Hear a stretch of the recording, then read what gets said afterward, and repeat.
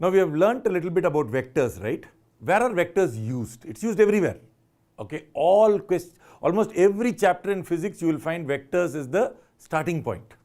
Okay, everything will basically start with vectors. Let us take two examples just to kind of understand how to use vectors. Okay, what we are going to do now is to look at vectors and motion. I'm going to really simplify things. We are now going to look at cases where there is no acceleration, uniform motion. So earlier we were talking about objects moving in straight lines like this or like that, right? Vertical or horizontal. Now they are still moving in straight lines, but they can be moving in this direction, and we will refer to this. Let us talk about this. Now if I tell you that this object has a velocity v, it is a vector, right? So let us say 3i cap plus 4j cap meters per second. First question, what is the speed of the object? So the speed of the object is the magnitude of the velocity. Okay, so we will write it like this. That's why we don't have a separate symbol called speed. Okay, because we just have to take the magnitude of the velocity as long as it is uniform or if it is instantaneous velocity. So what will be the magnitude of this velocity? Root of 3 square plus 4 square, which is 5 meters per second. So that is the speed. Now you know that velocity into time gives me the displacement. So suppose this object was moving for 3 seconds. It would basically move in this direction, right? What would be the displacement of the object? What is S? S vector is going to be this into 3, 9i cap plus 4 into 3, 12j cap, but no longer meters per second because it's meters per second into seconds, so many meters. This is my ending point. The displacement from here to there. Let me call this A, let us call that B. Now I have not got the position of B, I have got the displacement AB. So S is the displacement AB. So once you know the velocity, you can find out what the displacement is. Velocity vector into time. It will tell you how much you have moved in the x direction, how much you have moved in the y direction. How much have you moved in the x direction? 9. How much have you moved in the y direction? 12. Okay. But if I wanted to say, I want the position of B, and let us say that the origin was somewhere here. Okay, I am going to say A's position vector is minus 15i cap plus, let us say, 4j cap. That means the origin is somewhere here far away, and this is my R1 vector, right? So what is the position vector of B? What is the coordinates of B? If I find R2, then I'll know what the coordinates of B are. But it's easy, right? R1 vector plus displacement vector will give me R2 vector. So how much is it? This plus that. So minus 15 plus 9 is what? Minus 6i cap. 4 plus 12, 16j cap meters. So this is our position vector for B. So what are the coordinates for B? Minus 6, 16. Is that understood? So you can use velocity vector to figure out displacement vector. You can figure out what the final position vector should be, etc. So quite straightforward, right? We will look at lots of applications of this. So suppose an object was moving with a velocity of, let us say, 10 meters per second, making an angle of something. Now a very, very good angle, which we will use a lot, is 37 degrees. I know you know angles, trigonometric ratios for 30 degrees, 60 degrees, 45 degrees, but 37 is the best angle. It turns out that you don't use it much because it's an approximate angle. You should be saying that this should be 36.9 degrees. Approximately, we will call it 37 degrees. What is so good about 37 degrees? Well, if you take this angle 37, this is 3, this is 4, and that is 5. This is the famous 3-4-5 triangle.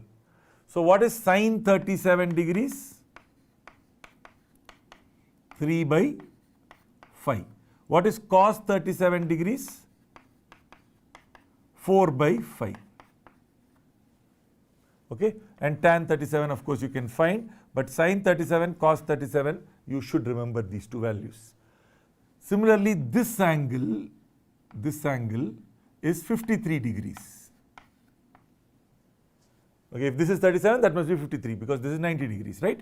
So that means if you look at cos 53 degrees, you will get 3 by 5 and sine 53 will be 4 by 5. So 37 and 53 are extremely good angles. The reason we will use this a lot is it's rational numbers, 3 by 5, 4 by 5. Sine 30 half, very nice. But cos 30, root 3 by 2. Okay, so let us say that this was 37 degrees. Your calculation gets easier with 37 degrees. So suppose I tell you I'm moving at 10 meters per second, 37 degrees, and I go like this for 3 seconds. Then after this, I am going in this direction horizontally at 8 meters per second for 2 seconds. That's my end point, right? What is my total displacement? Now adding these things like this is a little bit messy, but with vectors it's very easy. 10 meters per second, angle of 37 degrees. Now you can actually directly write this is 30 meters. 30 meters. 10 meters per second into 3 seconds. If you want to write it in vector form, it is 30 cos 37, 30 into cos 37, cos 37, 4 by 5. And this is how much? 30 sine 37, which is 30 into 3 by 5. And we can calculate these things. This is 6 into 4, 24. And this is 6 into 3, 18. Right? So I can write this vector as 24 I cap plus 18 j cap plus this much. What is this much? 8 into 2, 16 meters. So this vector is 24 I cap plus 18 j cap. This vector is 16 I cap. And so this vector plus this vector is a displacement vector S, right? So my S vector is this plus this plus this, 40 I cap plus 18 j cap meters. Now if I want the length that you have traveled, your displacement magnitude, which is just the vector with the magnitude, I am just writing it without the arrow, it is root of 40 square plus 18 square. You can now calculate this. I am not going to calculate this. So many meters. So is that idea clear? So if I am moving like this and then moving like that, you can easily calculate how far you have moved. Though you have moved at various angles, this becomes very, very easy. So you convert everything to vector form and add it up. Simple. Okay. So this is one application of vectors. There are many more. When you're looking at motion, we will look at that in some of the examples. But let us also now look at and understand how vectors gets used with forces. Now let us take this block and let us say that I am exerting lots of forces in different directions. Okay. So if I basically exert a force like that, and I exert one force like this, one force like that, and let's say one force like that. Okay, maybe I'm also pushing it this way. You want to find the net force, which basically means you have to add it up, but add up as vectors, not add up as numbers. Okay, so the easiest thing is if I gave you all the values. So suppose I gave you this as 8 newtons, this as 6 newtons. You know this is 6 I cap and that must be 8 j cap. Now this vector, I have to give it to you as a vector. So I'm telling you that this force is 2 I cap plus, let us say, 6 j cap newtons. Can this be 2 I cap plus 6 j cap newtons? No, right? Because it's this way. So it must be minus 3 something I cap, because it must be minus, plus, let us say, 5 j cap newtons. So this is force 1, force 2, force 3, force 4, and let us look at force 5. What is force 5? Force 5, let me cook up some number, it's pointing in that direction. So minus 4 I cap plus 6 j cap. And let us say the mass of the object is 10 kg. First thing that we need to do is to figure out what is the net force, because you want to calculate acceleration. Newton's law says net force vector is mass into acceleration vector. Now if you want to calculate acceleration vector, I must calculate net force vector. What is net force vector? Add it all up. Add up all the forces. Very easy to add up. What is F1? 8 j cap. What is F2? 2 I cap plus 6 j cap. What is F3? 6 I cap, because it's in that direction. What is F4? Minus 3 I cap plus 5 j cap. What is F5? Minus 4 I cap plus 6 j cap. Okay. Now if I want to add up all of these, this is quite straightforward. Add up all the i's. I, and I. 2 plus 6, 8, minus 7. So 8 minus 7, 1. So just simply 1 I cap. I don't write the 1, I'll just write I cap. And if I want the j caps, this fellow, okay, because that was 6 j cap there. This is 6 I cap, but that is 6 j cap. Okay, so 8, 6, then I have a 5, and then I have a 6. Right? Any other j cap missed? All the rest of it is counted, right? So 8 plus 6, 14. 14 plus 5 plus 6 is 11. 14 plus 11 is 25. So plus 25 j cap newtons. Now instead of doing this is one way to do this. But the same idea we could have also done by saying, anyway you must have something I cap plus something j cap. Correct? You must have something I cap, something j cap. So only first concentrate on the I cap.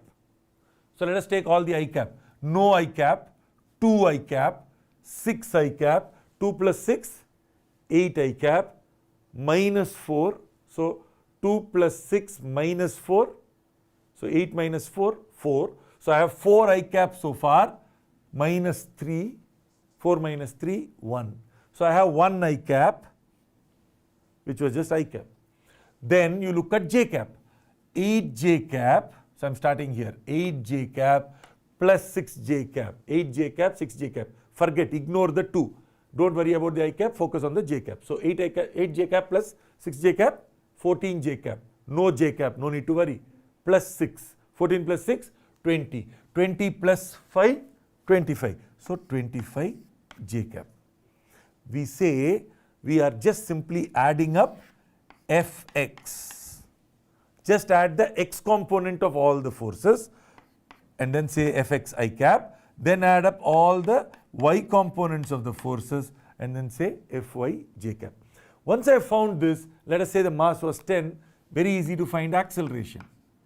Acceleration is net force divided by mass. I found the net force. So when I divide by 10, this is going to give me 0.1 I cap plus 25 by 10 is 2.5 j cap meters per second square. So that is the acceleration of this object, is going to be something like that. Okay, very small amount of I cap, but a very large amount of j cap, so it's going to move somewhere in that direction. So you are able to quickly find out acceleration once you know the forces as vectors. But now every question may not give it to you in this form. They may tell you there is a force of 20 newtons acting at an angle of 30 degrees. What will you do then? You will resolve. You basically will find the component. That's called resolution. So you take the vector and you say, let me find this component and that component. You will write it in the I plus j form. So for example, if I take here a force like this and a force like that, I'll do it with only two forces. Okay, and let us say that this force was 20 newtons, making an angle. Now the best angle I told you is 37 degrees. So we'll use one with 37 degrees. Now everything you cannot always say 37 degrees, right? So we'll use one with 60 degrees. And so this fellow is pointing at 60 degrees to the horizontal, but it's not 60 degrees with the positive. It is with the negative x-axis. Okay, so let us say that this was 30 newtons. Then you want to find the net force. First of all, take the resolution. 20 cos 37. So 20 into cos 37 is how much? Sin 37 3 by 5, cos 37 4 by 5. So 20 into 4 by 5 I cap plus 20 into 3 by 5 j cap. That is this vector. And then what about this vector? 30 cos 60. Cos 60 is half. But remember, it's going to point in this direction. So should I say 30 into half I cap, or should I put a minus sign? Should put a minus sign because it's pointing this way. And then I have 30 sin 60, which is going to be root 3 by 2 j cap. Now if I add this up, this is 15. This is going to give me 4. This is 16. 16 and 15 gives me 1. Again, it turns out that we have I cap. Okay, 1 I cap. And then if I look at this, this is going to be 15 root 3. 15 root 3. And then this is going to give me 4 into 3, 12. 15 root 3 plus 12 j cap newtons. So this is the net force. Understood? So you resolve, then you write the I cap, and then you basically add the I caps up. You could have also done 20 cos 37, 16. 30 cos 60 is 15. 16, 15. So therefore net force in this direction 1, which is what we got here. And the net force in this direction 20 sin 37, that gives me 12, and 30 sin 60 gives me 15 root 3. So 15 root 3 plus 12 upward direction. Okay, so that is j cap. So this tells us how to quickly add up forces. Now if somebody tells you that this object is in equilibrium, that means the net force is 0. So if you add up all of these, here instead of getting this value, you should have got 0. You should have got 0 I cap plus 0 j cap. So many problems will say the object is in equilibrium. Like for example, this object connected by some ropes like that, and the earth is pulling it. This force, and this force. So T1, T2 and mg, the weight, together keeps the object in equilibrium. What does that mean? This vector plus that vector, 0. How will I find it? You need to know the angle. You will basically be able to say so much in this direction, so much in that direction, so much in that direction. If you calculate all of that, you basically write I cap, j cap. The total force must turn out to become 0. So these are some of the applications that we will come back to. The best way to understand all of the stuff that we have learned a lot of different things, right, is to apply this to a whole bunch of problems. Look at how you use vectors practically in solving problems. Because once you do that, you will get a very good feel for vectors.